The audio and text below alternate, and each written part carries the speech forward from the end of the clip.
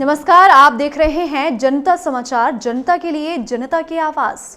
तो आइए नजर डालते हैं शहर और देश प्रदेश की कुछ खास खबरों पर। मध्य प्रदेश में बारिश से हालात मुश्किल हो रहे हैं।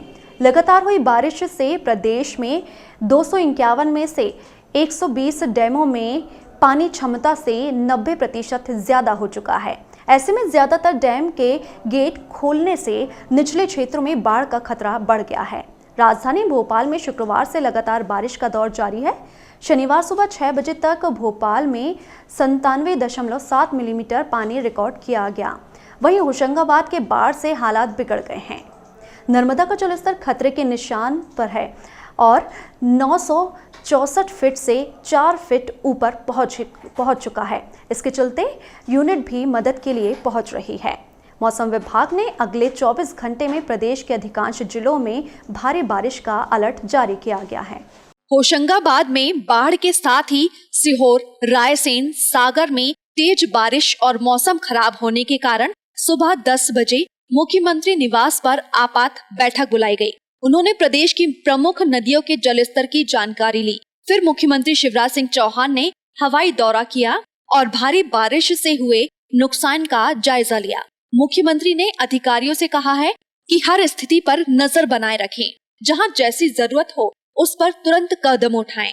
वहीं इंदिरा सागर और ओमकारेश्वर बांध के गेट खोलने के बाद नर्मदा ने अपना रौद्र रूप धारण कर लिया है। लगातार बढ़ रहे जल स्तर के कारण खंडवा, खरगोन, बड़वानी और धार जिलों को रेड अलर्ट पर रखा गया है। खंडवा में प्रशासन नर्मदा के किनारे बसे गांव पर नजर रखे हुए है। दोनों बांधों से करीब 10,000 क्यूसेक प्रति सेकंड की रफ्तार से पानी छोड़ा जा रहा है। इससे नर्मदा का जलस्तर खतरे के निशान तक पहुंच गया है। वहीं सरदार सरोवर बांध के बैक वाटर में लगातार इजाफा हो रहा है। लोग नाव की मदद से सामान शिफ्ट कर रहे हैं। इसके साथ ही प्रदेश के बांधों की स्थिति कुछ इस तरह से है। तवा डैम के सभी 13 गेट खोल दिए गए हैं। इंदिरा सागर के 22 गेट खोले गए हैं। ओमकारेश्वर में 23 में से 21 गेट खोले गए। राजघाट 18 में से 14 गेट खोले गए। बरगी के 21 में से 17 गेट खोले गए। मंडला, पेंच बांध के सभी गेट खोले गए हैं। भोपाल में भदभदा डैम के 4 गेट खोले गए। लखनऊ के डालीबाग में बाहुबली विधायक मुख्तार अंसारी के बेटों के जिस अवैध निर्माण को ढाया गया, उस निष्क्रांत भूमि पर कब्जा जमाने के लिए 3 फसली वर्ष के खतौनी रिकॉर्ड गायब कर दिए गए थे। एसडीएम सदर एसके त्रिपाठी ने बताया कि मुख्तार अंसारी के बेटों के नाम पर अवैध तरीके से दर्ज निष्क्रांत भूमि को लेकर चल रहे वाद में सामने आया।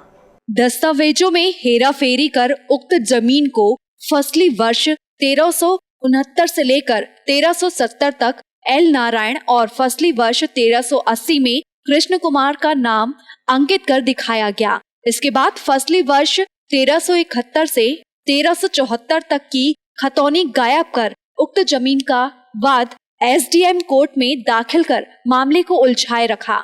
इस वाद के अंतिम निस्तारण के बाद गुरुवार को एलडीए ने बुलडोजर चलाकर निष्क्रांत भूमि पर बनी अवैध बिल्डिंगों को ध्वस्त कर दिया।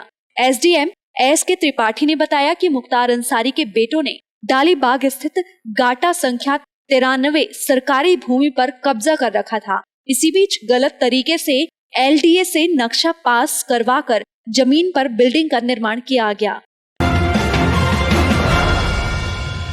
कांग्रेस के पूर्व अध्यक्ष और सांसद राहुल गांधी ने शनिवार को एक बार फिर फेसबुक और भाजपा के लिंक को लेकर मोदी सरकार पर निशाना साधा है। राहुल गांधी ने कहा कि अमेरिका की टाइम्स मैगजीन ने व्हाट्सएप और भाजपा की साठगांठ का पर्दाफाश किया है। 40 करोड़ भारतीय इसका इस्तेमाल करते हैं। व्हाट्सएप चाहता है कि उसका इस्तेमाल भुगतान करने के लिए हो, जिसके लिए मोदी सरकार की मंजूरी की आवश्यकता है। इस तरह व्हाट्सएप पर भाजपा की पकड़ है। इसी तरह पब्लिश किए गए आर्टिकल फेसबुक कुछ भाजपा नेताओं पर हेट स्पीच के नियम लागू नहीं करती, पर फेसबुक ने सफाई दी थी कि वह बिना किसी राजनीतिक भेदभाव के अपनी पॉलिसी लागू करती है। किसी व्यक्ति के पॉलिटिकल पार्टी से जुड़े होने से नीतियों पर फर्क नहीं पड़ता। कांग्रेस ने फेसबुक के सीईओ मार्क जुकरबर्ग को एक पत्र लिखा है जिसमें कथित पूर्वाग्रह की जांच करने और देश के चुनावी लोकतंत्र में सोशल मीडिया की भारत की नेतृत्व टीम के हस्तक्षेप की मांग की गई है। वहीं भाजपा ने विपक्षी दल पर कटाक्ष करते हुए कहा कि कोई भी संगठन जो उसकी पसंद का काम नहीं करता है उस पर भाजपा आरएसएस के दबाव में काम करने का आरोप लगता है। कांग्रेस पर निशाना साधते हुए रविशंकर प्रसाद ने कहा कि कांग्रेस के पूर्व अध्यक्ष राहुल गांधी का मानना है कि जो उनकी पसंद के हिसाब से काम नहीं करता है वो संगठन भाजपा और आरएसएस के दबाव में काम कर रहे हैं। चुनाव से पहले दल बदल बिहार विधानसभा चुनाव करीब आते ही राज्य में राजनीतिक गतिविधि तेज हो गई है। पिछले कुछ दिनों में राजद के 6 विधायक जदयू में शामिल हो चुके हैं। बिहार के पूर्व डीआईजी और रिटायर्ड आईपीएस सुनील कुमार ने जदयू की सदस्यता ग्रहण कर ली है। दूसरी ओर मुख्य विपक्षी दल राजद के नेताओं को सत्ताधारी दल जदयू अपने खेमे में लाने में पूरी ताकत से जुटा है। बिहार विधानसभा चुनाव करीब आते आते राजनीतिक गतिविधियों में दल बदल की सरगर्मी तेज होती जा रही है। राजद के कार्यकर्ता हर्षवर्धन ने भी लालटेन त्याग कर जदयू का तीर थाम लिया है। हर्षवर्धन ने राजद के 5 एमएलसी को तोड़ने में अहम भूमिका निभाई थी। जदयू के सांसद ललन सिंह ने सुनील कुमार और हर्षवर्धन को पार्टी की सदस्यता दिलाई। हिंदुस्तान अवामी मोर्चा के नेता जीतन राम मांझी एनडीए के चौथे घटक होंगे। रविवार को मांझी इसकी घोषणा कर सकते हैं। 20 अगस्त को महागठबंधन से अलग होने के बाद जीतन राम मांझी अपने लिए नए गठजोड़ की तलाश कर रहे थे। एनडीए में शामिल होने का फैसला करने से पहले उन्होंने जाप, वीआईपी और अन्य पार्टियों से भी बात की थी। चुनाव से पहले बिहार में तीसरे मोर्चे के आकार लेने की कम संभावना को देखते हुए उन्होंने एनडीए में शामिल होने का फैसला किया है। वर्तमान में बिहार में एनडीए में 3 पार्टियां जदयू, भाजपा और लोजपा है। सितंबर माह के पहले सप्ताह में मांझी को औपचारिक रूप से एनडीए में शामिल कराया जाएगा। पहले मांझी के जदयू में शामिल होने की चर्चा थी, लेकिन जीतन राम मांझी ने अपनी पार्टी का विलय करने के बदले एनडीए का घटक बनना बेहतर समझा। जीतन राम मांझी के शामिल होने से एनडीए का दलित वोट बैंक मजबूत होगा। सूत्रों के अनुसार चुनाव से पहले जोड़ तोड़ हिंदुस्तान आवामी मोर्चा के नेता जीतन राम मांझी एनडीए के चौथे घटक होंगे। रविवार को मांझी इसकी घोषणा कर सकते हैं। 20 अगस्त को महागठबंधन से अलग होने के बाद जीतन राम मांझी अपने लिए नए गठजोड़ की तलाश कर रहे थे। एनडीए में शामिल होने का फैसला करने से पहले उन्होंने जाप, वीआईपी और अन्य पार्टियों से भी बात की थी। चुनाव से पहले बिहार में तीसरे मोर्चे के आकार लेने की कम संभावनाओं को देखते हुए उन्होंने एनडीए में शामिल होने अनुसार जीतन राम मांझी की पार्टी हमको एनडीए में शामिल होने पर जदयू के कोटे से विधानसभा की 9 से 12 सीट मिल सकती है। गुरुवार को मांझी की मुलाकात मुख्यमंत्री नीतीश कुमार से हुई थी। तभी कहा गया था कि उनके एनडीए में शामिल होने की बातचीत अंतिम दौर में है। विश्व स्वास्थ्य संगठन ने एक बार फिर आने वाली सर्दियों को लेकर चेतावनी जारी करते हुए कहा कि ऐसे देश जहां ज्यादा सर्दी होती है उन्हें सतर्क रहने की जरूरत है। संगठन के मुताबिक सर्दियों में न सिर्फ कोरोना संक्रमण के मामले बढ़ेंगे बल्कि इससे होने वाली मौतों में भी इजाफा देखा जाएगा।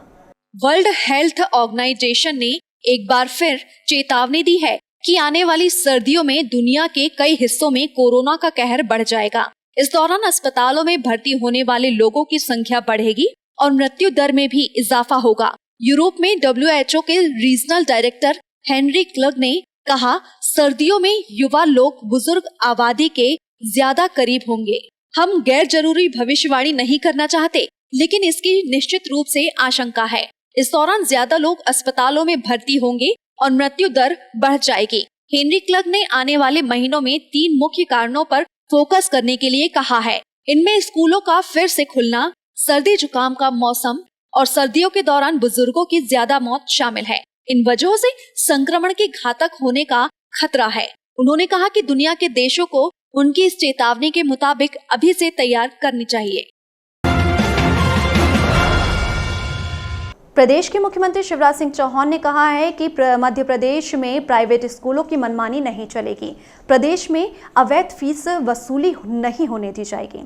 इस संकट काल में उन्हें अभिभावकों से अनाप शनाप फीस वसूलने नहीं दी जाएगी। मध्य प्रदेश के मुख्यमंत्री शिवराज सिंह चौहान ने कहा कि मध्य प्रदेश में प्राइवेट स्कूलों की मनमानी नहीं चलेगी।